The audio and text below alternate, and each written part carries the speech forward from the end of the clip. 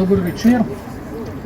Prebral bom pesem, ki je nastala pred letom dni, ob petkih prvih konfrontacij s tako imenovanimi rumenimi jopiči, ki so takrat okupirali Prešernov spomenik, kar me je globoko prizadelo in sem napisal to balado v Prešernovem imenu. Doktor France Prešern o rumenih jopičih.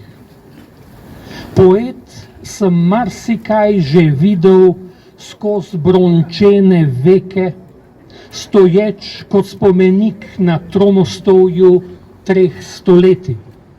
Različne mode in politike brez mod, ki meketajo prisego tujcem, lepe dame vseh poletij, zaljubljene začetnike, ki se učijo šteti zloge pod mojo senco, trop turistov, ki kriči. Še nikdar pa me ni deželni knez obsodil ždeti med pretepaško sodrgo v rumenih jopičih. Obkroža me ein Volk, ein Führer, straže in prepreke. Obut v krut bron se ne morem premakniti. Z leti imam vse rajši parčke, ki na živo stran te reke peljejo pesem, jok in smeh otrok. Zdaj pa, moji lepi Juliji, ne povedat prosim kolesarke. Ukrepi zoper lepoto so zločin. Zakaj smehljaja teh oči in ustnic ne spustijo k meni stražniki v oklepih? Zakaj pustijo, da me blatijo rumeni jopiči? Od zgoraj rad pokukam v dekolte zaobljene obleke. Rumeni opričniki, kako si drznete rohneti nad nežnimi dekleti, zik hajl pozdravljati pokveke, moj spomenik ukrasti, da bi pljuvali prekleti landsknehti na moj rod, nebo, prostost, na boj stoleti.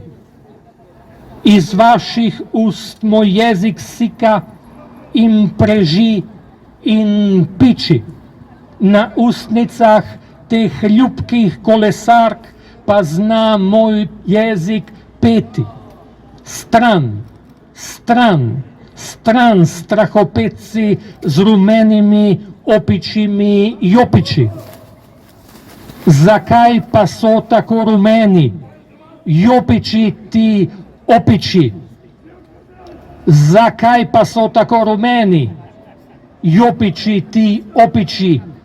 Zato, ker nanje bruham. Bruham na to podlost spet in spet. Bruham od gneva na ta gnoj, gnus, gnacistični sekret. Zato pa so tako rumeni jopiči ti opiči. Zakaj so tako rumeni jopiči ti opiči? Zato, ker nanje bruham. Bruham na to podlost spet in spet. Bruham od gneva na ta gnoj, gnus, gnacistični sekret. Zato pa so tako rumeni jopiči ti opiči.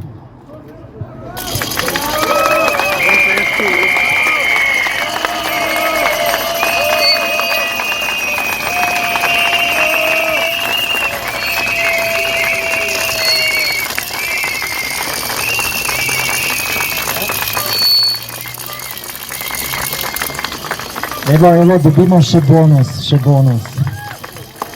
Ta je malce daljša, stara oblika, tudi tale prejšnja je bila mala francoska balada, ta je pa najdaljša forma med francoskimi srednjeveškimi baladami in je pravzaprav lirska pesem in je na nek način najbolj celo religiozna, govori pa o tem, da Jezus Kristus ne pripada samo cerkvi in škofijam, ampak pripada tudi kolesarskemu gibanju.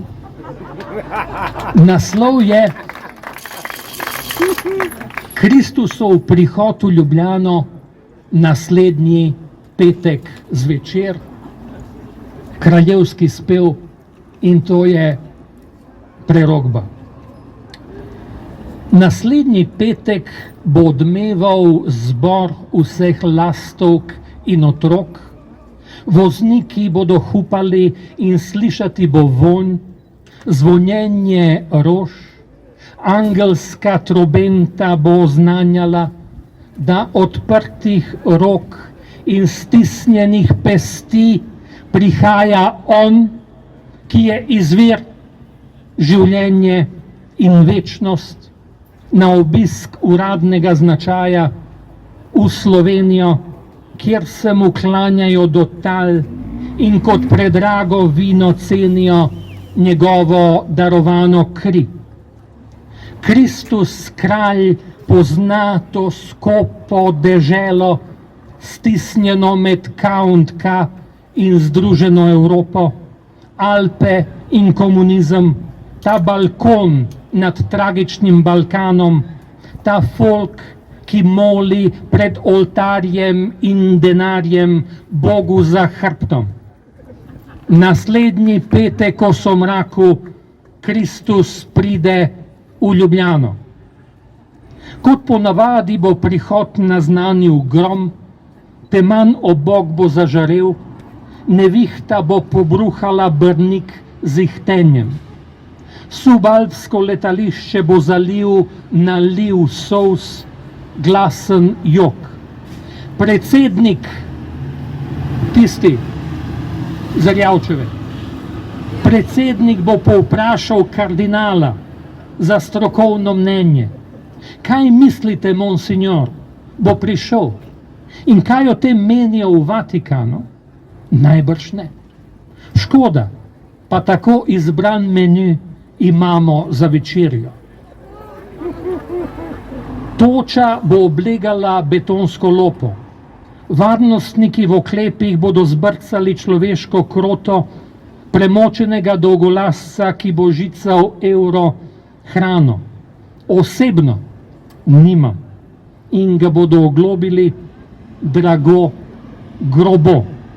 Naslednji petek o somraku Kristus pride v Ljubljano.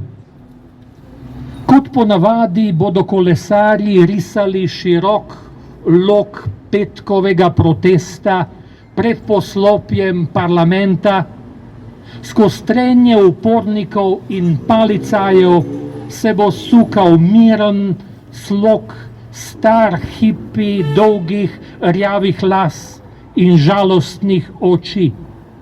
Rjovenje bo brž utihnilo, kot bi korakal pol metra nad zemljo. Vsem se bo zdel znan, a odkot? Begunec brez sledi in temeljev. Star klošar bo ustavil kolesarko, Magda, kar jo bo osupnilo. Si to ti, stari? Jaz.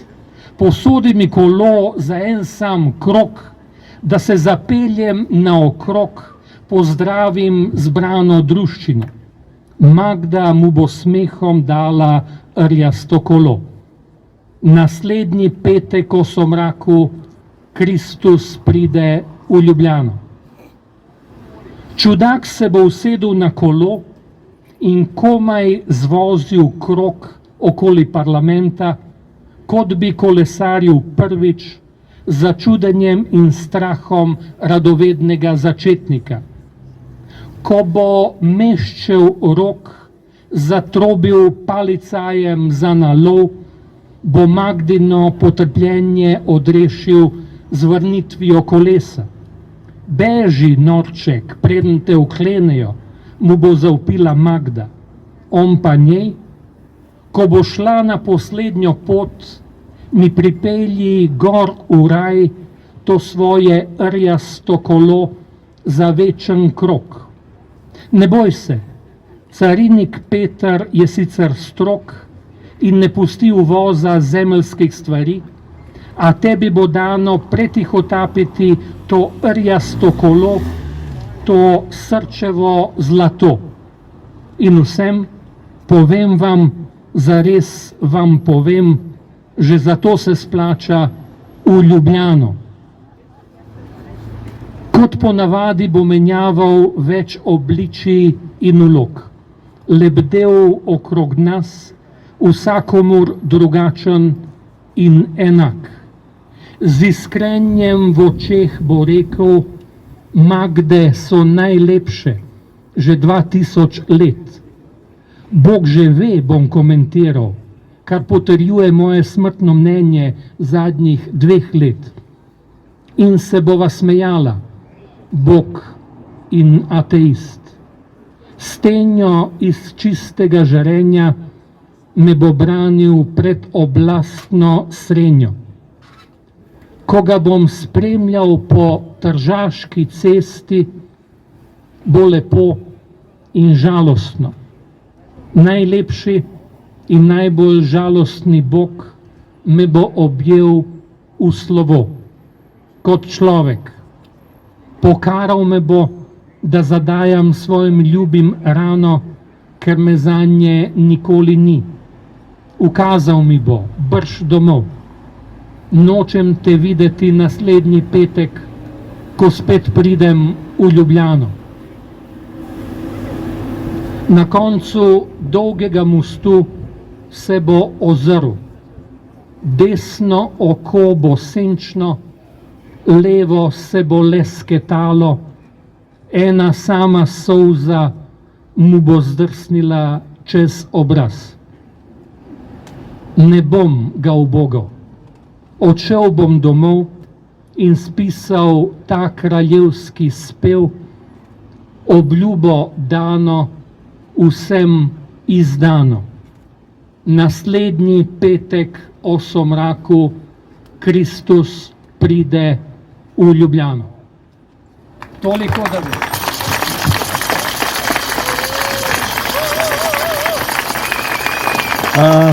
In tudi ostali, toliko da veste, naslednji petek smo na Trgu Republike.